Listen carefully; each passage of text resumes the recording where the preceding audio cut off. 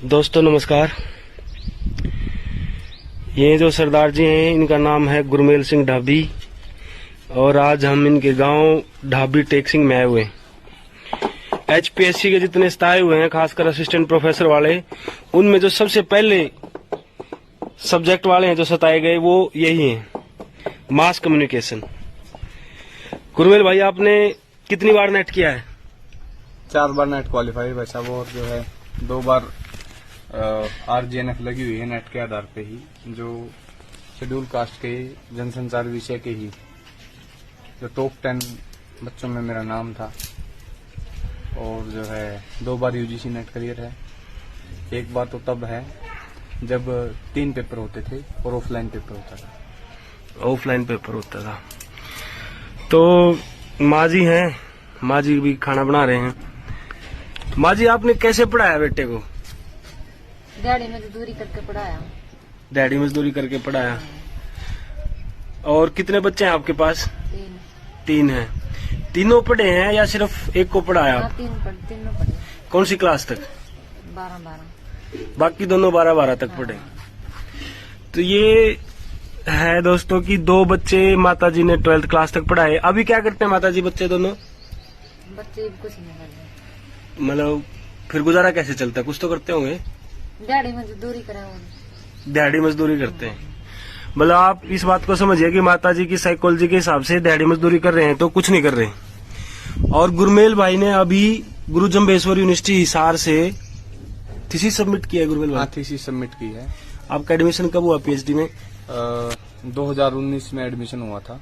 18-19 का जो सेशन था जनवरी 2019 में, और अभी पीछे जनवरी में मैंने सबमिशन किया है।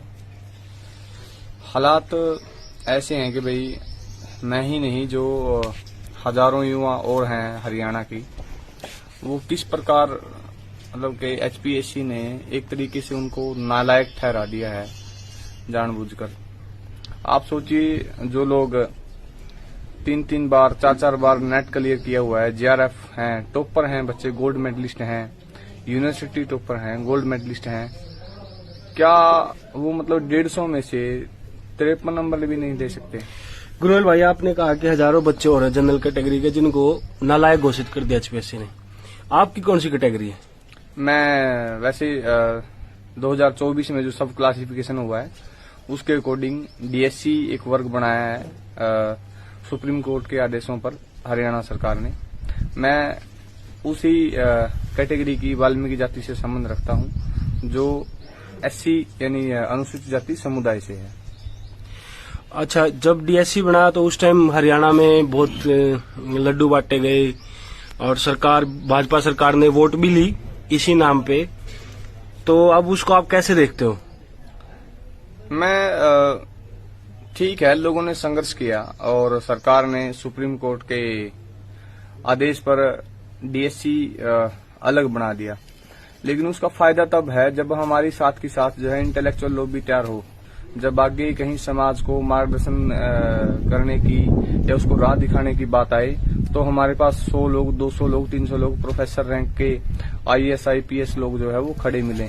लेकिन हमारे लोगों को सिर्फ एक झाड़ू की नौकरी तक सीमित कर दिया है, और हमारे लोगों को ग्रुप C और D की नौकरी तक, मैं ग्रुप C और D की तो दूर की बात है, हमें तो जो है सिर्फ झाड़ू की नौकरी तक सीमित करने का काम किया है।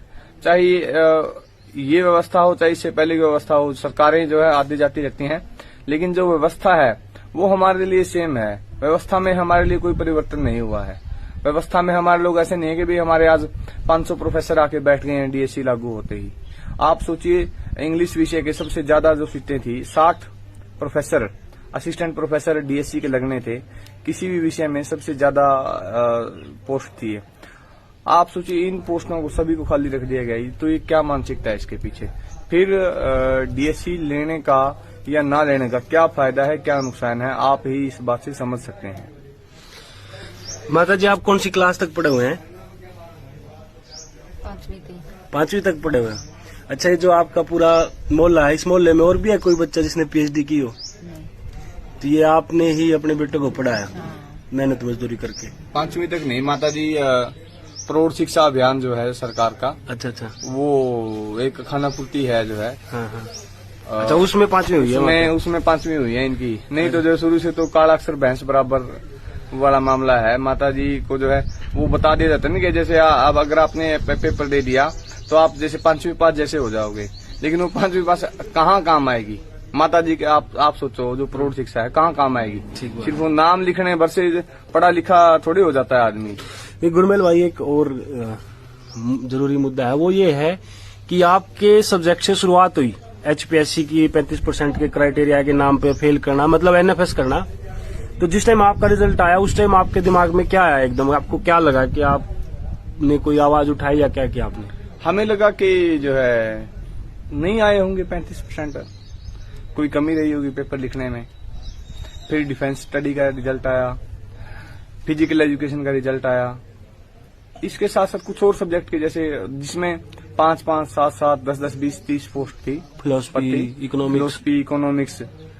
तो पता ये था कि भाई नहीं हुआ होगा लोगों का, हम नहीं वैसा लिख पाए होंगे क्योंकि समय की सीमितता और जो शब्दों की वो है, तो कई बार वो नहीं कर पाते।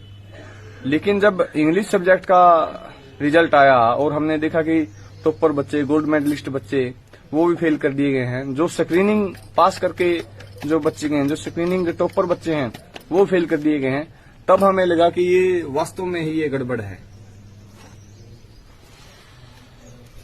तो फिर उसके बाद आपको लगा कि अब संघर्ष करना चाहिए? बिल्कुल।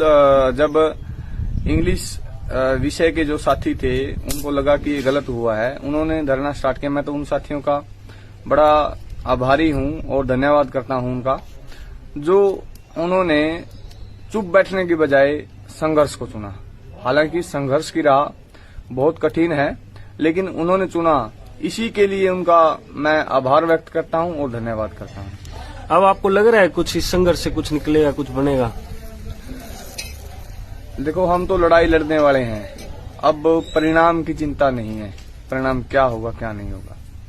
कर्मण्येवाधिकारस्ते मा फलेषु कदाचन। पता नहीं आपने क्या किसकी भाषा में क्या बोला है, मुझे तो समझ में नहीं आया। चलो, ये अक्षर बहस बराबर है मेरे लिए तो। अच्छा, जो आपने बोला है। तो गुरमेल भाई का जो सब्जेक्ट है वो है मास कम्युनिकेशन, और आपने कुछ चैनल्स में काम भी किया? हाँ, मेरा जो है 3.5 साल के आसपास का एक्सपीरियंस है मीडिया का। और PhD करने से पहले आपने कहीं पढ़ाया हो? टीच भी किया है मैंने। अच्छा। लुधियाना के गवर्नमेंट कॉलेज फॉर गर्ल्स में पढ़ाया है मैंने 4 महीने के लिए। और जो है उसके बाद 2019 के बाद जब मेरा कोर्स वर्क पूरा हुआ, महर्षि मार्कंडेश्वर यूनिवर्सिटी सुद्धोपुर अम्बाला सिटी, वहां पे भी मैंने 4 महीने टीच किया है। एक और कमाल की बात हमें पता चली थी गुरमेल भाई कि जहाँ से आपने PhD की वहीं पे अरुणेश झा करके कोई प्रोफेसर हैं जो प्रोफेसर ऑफ प्रैक्टिस लगाए गए। कुछ ये जैसे जो केंद्रीय सचिवालय है वहाँ पे जो अंडर सेक्रेटरी लेवल के जो पद हैं, वहाँ पे जो एक लेटरल एंट्री होती है, ये ठीक उसी तरह का एक प्रयास है सरकार का कि जो एलिजिबल लोग हैं उनको पीछे करके, और जो इनके संघ के और बीजेपी के जो कार्यकर्ता हैं, जो बिजनेसमैन इनको पैसा देते हैं, जो फंडिंग करते हैं, उन्हीं को जो है यूनिवर्सिटीज में पढ़ाया जाए और इनकी विचारधारा को जो है लोगों की नस नस में भर दिया जाए। और हरियाणा का जो युवा है उससे उसका रोजगार छीनने का एक तरीके का ये प्रयास है। आप सोचिए, वो प्रोफेसर ऑफ प्रैक्टिस है, वो क्या करवाता है? वो जो उसके पास, आप सोचो उसने कोई बिजनेस किया हुआ है, उसके पास कोई बच्चा जाता है नौकरी करने के लिए, वो क्या किससे पढ़ के गया हुआ है? जो पीछे जो प्रोफेसर रहे हैं उनसे पढ़ के गया हुआ ना। नहीं, इसमें मेरा जो हमें जो इन्फॉर्मेशन पता चली थी गुरमेल भाई, आपको पता नहीं क्वालिफिकेशन क्या है? अब वो तो ग्रेजुएशन है। ग्रेजुएशन है। और वो मेरे डिपार्टमेंट में भी ऐसा ही मामला है हुआ है। ये बताओ आप हरियाणा के लोगों को जिनको ये लगता है कि इनके 35% भी नहीं आए, जिन बच्चों ने MA, PhD, UGC, नेट 6 बार JRF कर ली हैं, डबल PhD की हैं, डबल MA की हैं, उन लोगों को तो हरियाणा सरकार नालायक ठहराने का काम कर रही है। और जो इन लोगों को बीजेपी और RSS को फंडिंग करते हैं, उनको ये प्रोफेसर ऑफ प्रैक्टिस जैसी पॉलिसी बनाकर उसके माध्यम से जो शिक्षण संस्थान है उनमें घुसाने का काम कर रहे हैं। माता जी, जो ये गुरमेल ने अभी बात बताई आपने सुनी, इनकी यूनिवर्सिटी में एक ऐसे आदमी को प्रोफेसर लगा दिया जिसने सिर्फ बीए की हुई है, ना उसने नेट करा, ना एमए करी, ना पीएचडी करी। आपका बेटे ने नेट किया, पीएचडी की, एमए की, पेपर दिया और आपके बेटे को फेल कर दिया गया। कुछ पता है आपको इन बातों का क्या चल? तो दोस्तों, ये हैं हमारे माता पिता जिन्होंने बहुत मेहनत करके अपने बच्चों को पढ़ाया। इनको तो बस इतना पता था कि भाई पढ़ लिख लोगे तो तुम्हारी जिंदगी सुधर जाएगी। इनको नहीं पता था कि भाई जो है इतना संघर्ष है जो शिक्षा का जो क्षेत्र है, पढ़ने लिखने के बाद भी। बिल्कुल बिल्कुल बिल्कुल। तो वही हरियाणा वालों, अभी भी टाइम है, कहीं ऐसा ना हो कि इस पूरी व्यवस्था को कैप्चर कर लिया जाए और आपके पास लड़ने का, बोलने का टाइम भी ना बचे। तो ये जो साथी बोल रहे हैं, लड़ रहे हैं, इनका साथ दो। यही गुरमेल भाई जी।